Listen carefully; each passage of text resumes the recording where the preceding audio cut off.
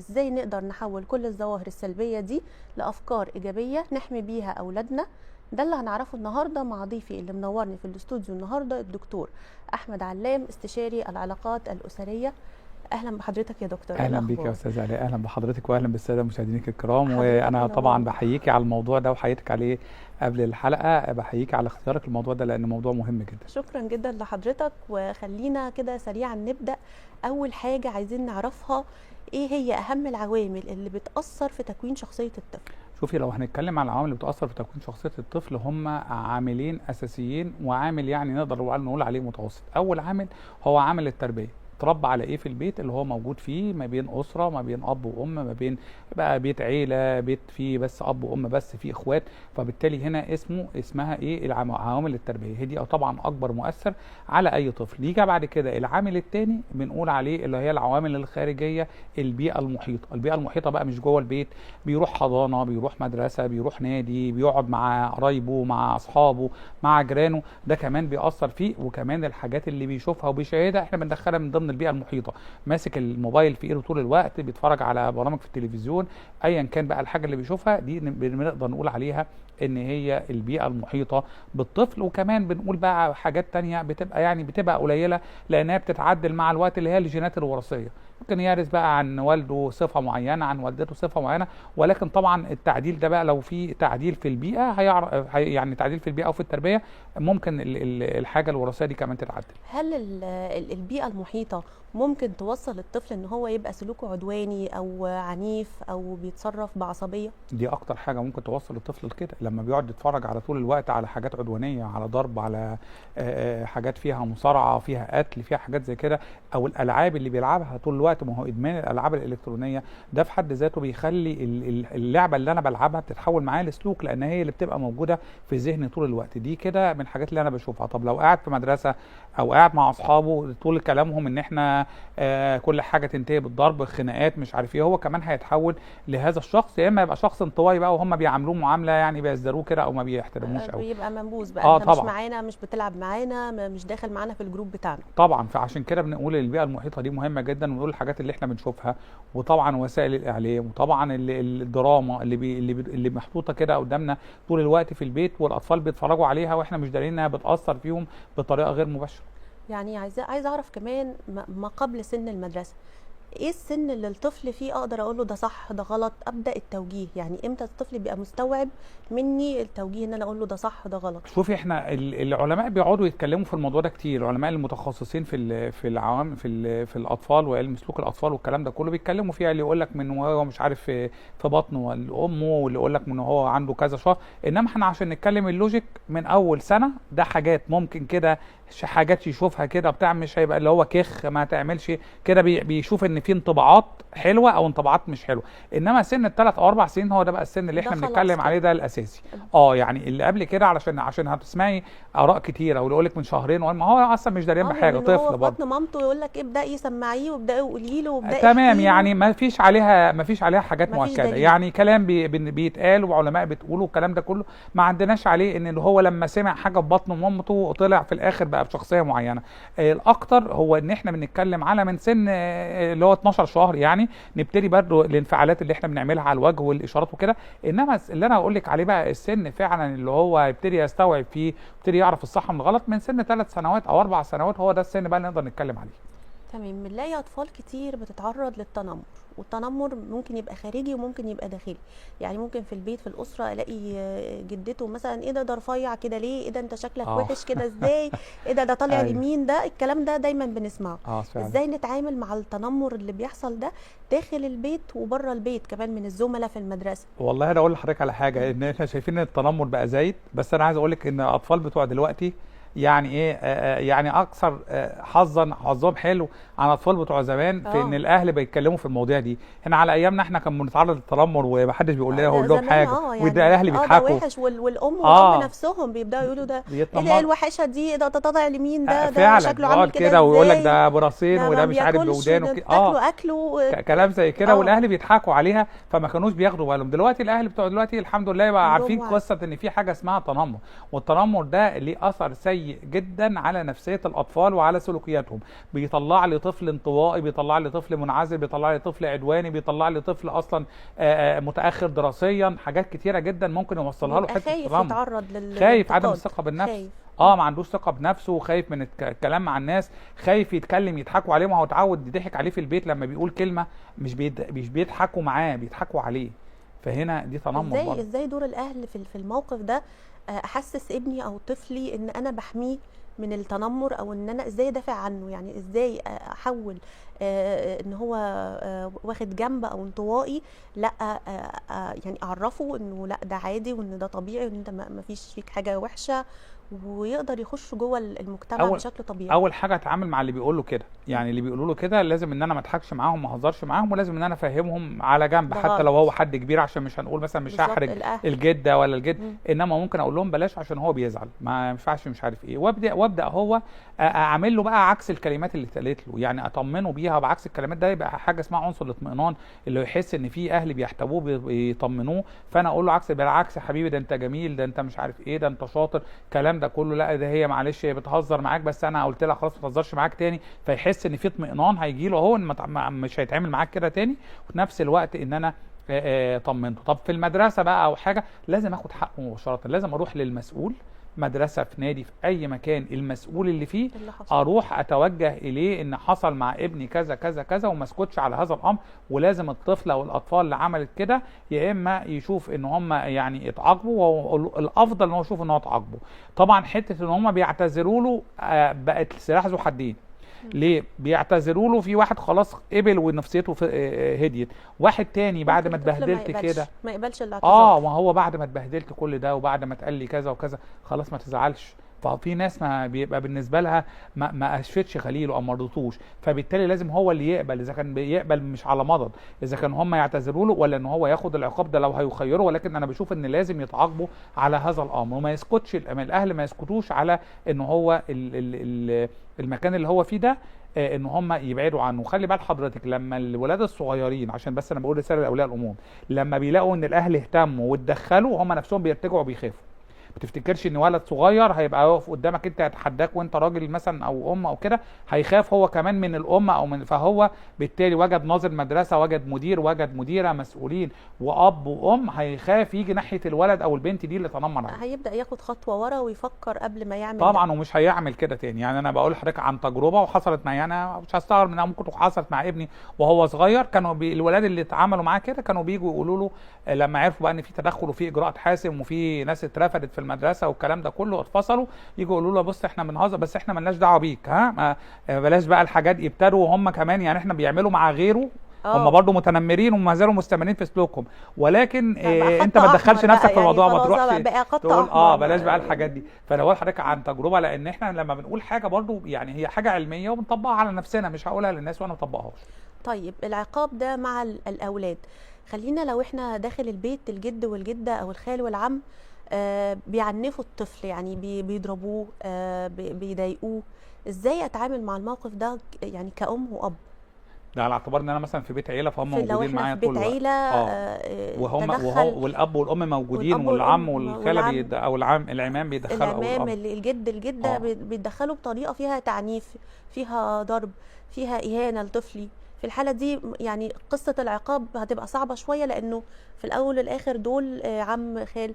ازاي نتعامل مع الموقف ده قدام الطفل؟ ممنوع داخل البيت ان الابن او البنت تاخد التوجيهات مش بس العقاب من اكتر من مصدر، غير لو اب والام بعتبرهم مصدر واحد، مش هقول ان دول مصدرين، على اساس ان هم متفقين، على اساس ان هم متفقين هيبقوا ضد بعض برضو عملنا مشكله. انما لو هم الاثنين مصدر واحد للتوجيهات بس، مش ده مش كمان بالعقاب، هنا تمام. انما لو في اكتر من مصدر، انا كده خلقت ولد او بنت عنده مشاكل نفسيه، وعنده برضو خوف وعدم ثقه ومشوش وعدم اتزان، ومش عارف يسمع كلام مين وما يسمعش كلام مين.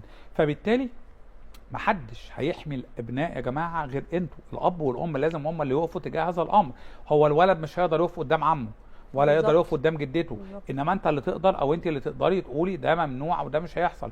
الاب بقى سايبهم عشان هم اخواته وكده وبتاع، انت كأم تشوف ان ده غلط تقفي. الحلقه بتاعتنا ريفرنس اللي احنا من الكلام اللي احنا بنقوله كناس متخصصين، ياخدوا الكلام ده ريفرنس يا جماعه، خدوه مراجع، قولوا احنا خلي بالكم ان احنا ولادنا هيحصل لنا كذا واحنا سمعنا كذا، اهو الحلقات بتقول الكلام ده من ناس متخصصين. زي احنا بنقول ان الاعلام زي حضرتك والبرامج الهادفه اللي موجوده في القنوات القنوات المحترمه اللي احنا فيها، هي في الاخر بتقدم اعلام محترم علشان الناس تستفيد منه. فبالتالي احنا هنا ناخد الكلام ده مراجع يا جماعه. لو خد الامر من اكتر من حد، خد العقاب من اكتر من حد، انتوا خلقتوا ولد او بنت مشوشين، عندهم عدم اتزان نفسي، عندهم عدم ثقه بالنفس، وما بالكم بدل البدايات لسه في حاجات نفسيه ثانيه ممكن تحصل لهم.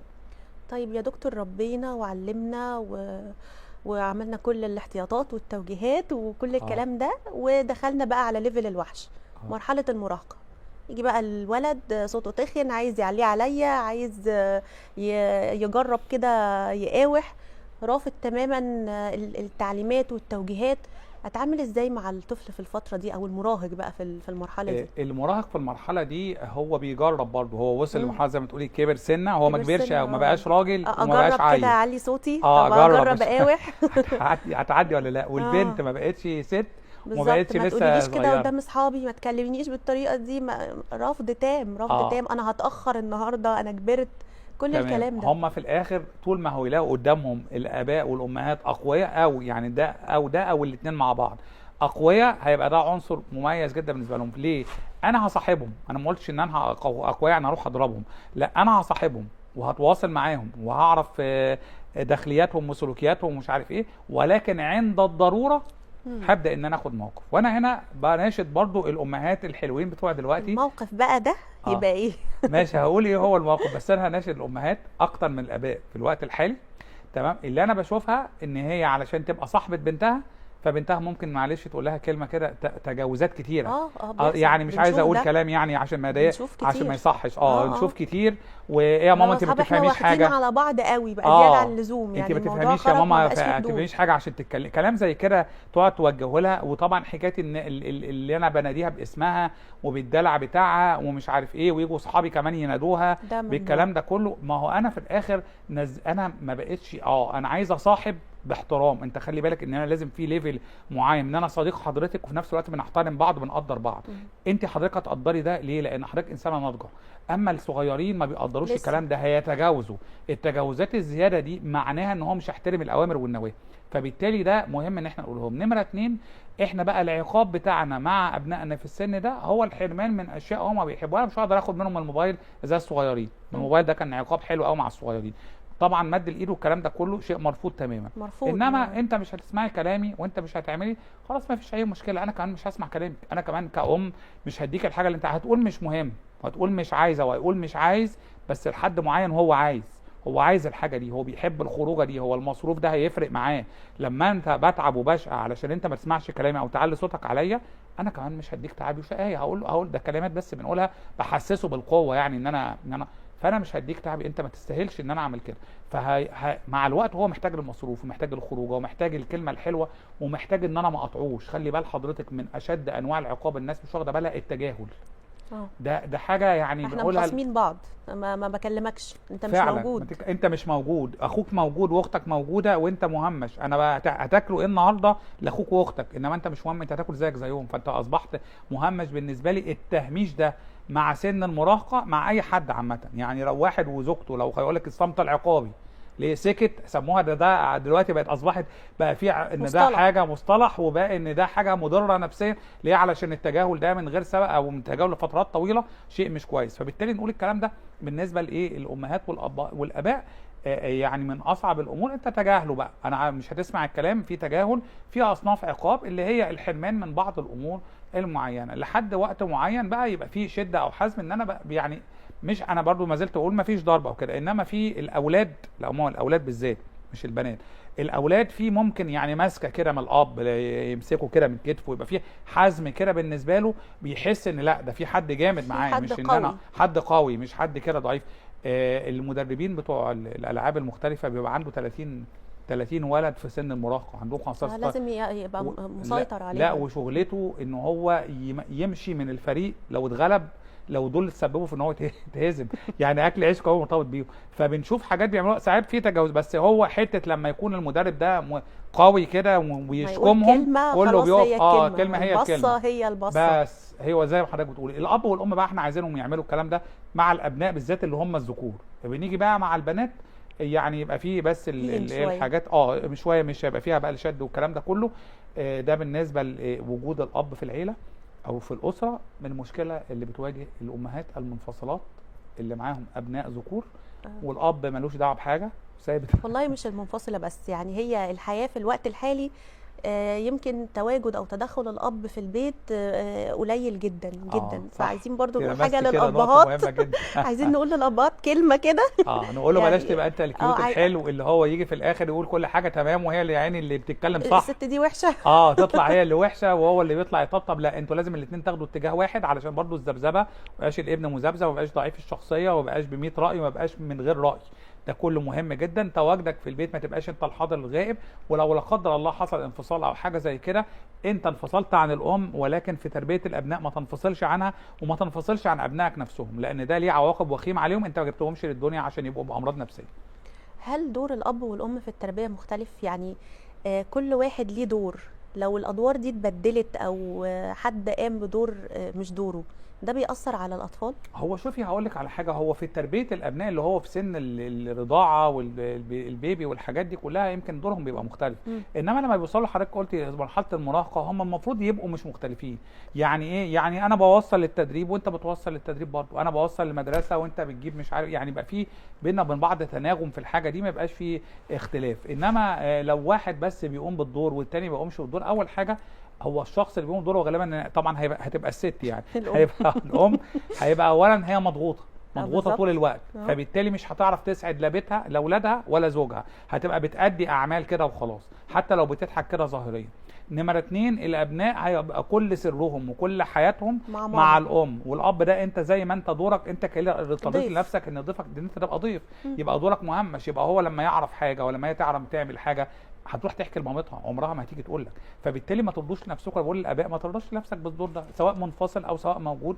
خلي ليك دور في حياتهم عشان هيكبروا على ان انت مش موجود في الحياه. والام برضو شايفه ان هي لازم تعزز وجود الاب. يعني هقول لبابا نشوف بابا، يعني لازم برضو تحطه في الصوره. احنا عايزين نقول لها برضو علشان برضو في بعض وانا متشكر جدا لسؤال حضرتك ده او للملاحظه دي، لان في بقى امهات بتقلل من الاب، فهقلل منه قدام الابناء، يبقى انا برضو ضعفت القيمه بتاعته. ممكن مش هقول لبابا اعزز بقى القيم فيصبح في حد بيدافع معايا، هو ابوك ده بيعمل حاجه انا مش عارف ايه، ممكن بتقول كلمات زي كده، هو ابوك ده مالوش، ده مش موجود اصلا. فهو كده باكد على دور سلبي. ممكن تقول للاب الكلام ده قدام الابناء، يعني ممكن ما تكونش بتقوله للابن بس قدام الابناء، انت اصلا بتعمل ايه، انت اصلا مش موجود. ده برضو ممكن يأثر على الولاد. طبعا هو مش ممكن، هو اكيد بيأثر على الولاد، بيأثر في صورة الاب وبيأثر عليهم في السمات بتاعتهم وبيأثر عليهم لما يتجوزوا. يبقى انا عملت تأثيرات كلها سلبية، لما يجي بعد كده هياخد منه السمات دي. ما هو ده كان اب وما كانش، ما هو ده دور الاب العادي.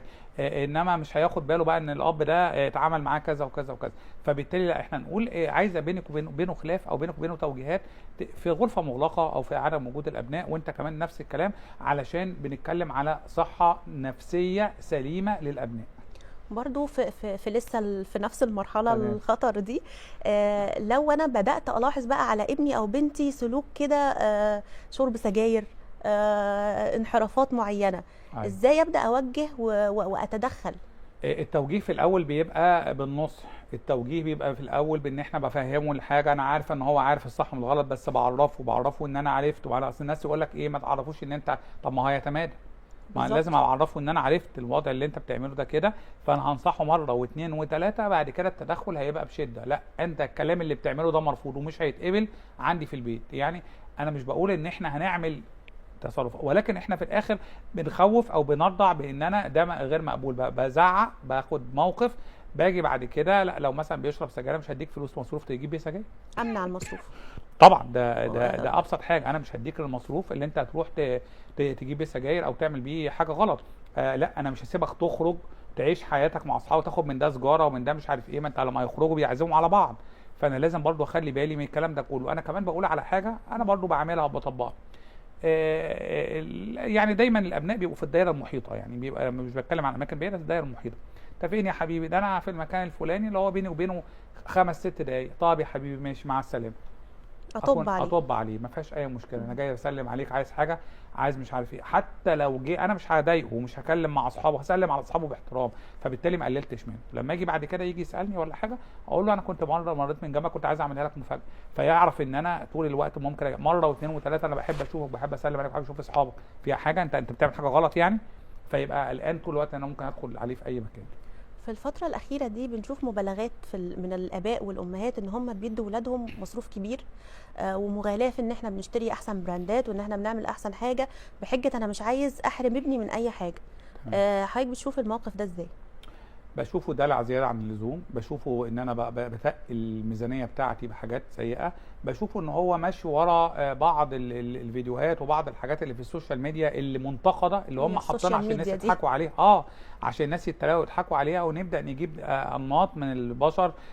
بنت عاديه خالص وهو مصروفك كام، تروح ربع كذا الف، مش عارف 40,000 و50,000. انا ما اعرفش طبعا، مبالغات وهم حتى يعني باين ان مش هيكون المظهر كده، وهيجيبوا ايه بال 40,000 او بالارقام؟ ايه اللي في اليوم ممكن بس انا عملت مشاهدات وعملت ترند، وناس تانية بقى بتقول ده الناس بتعمل كده. لا، لو الناس كلها بتعمل كده، انا ليا ميزانيه، الميزانيه متوزعه على 5 6 افراد في الاسره، لينا التزامات، علينا اقساط، علينا جمعيات، ايا كانت بقى الحاجات المصروفات اللي عندنا. ده لازم اشرحه للولاد، لازم اشرحه للولاد، لازم يبقوا هم عارفين الكلام ده طبعا. وعندنا حاجات ممكن تجي لنا في اي وقت، لازم اعمل نفسي، اعمل لي احتياطي. انت مش هتاخد مني بقى فلوس قد كده عشان تترمي في الشارع، ولما معلش يجي مرض لا قدر الله، ولا تيجي مشكله كبيره محتاج لها مبلغ بالمال، نقعد نستلف عشان انت ولا عملت كده، انت عملت كده بالفلوس او طيرتها. انما الفلوس تروح بحسبان، ولازم نبقى عارفين ونعرف ولادنا احنا مسؤولين عن الفلوس دي قدام ربنا، وهنتسال على المال.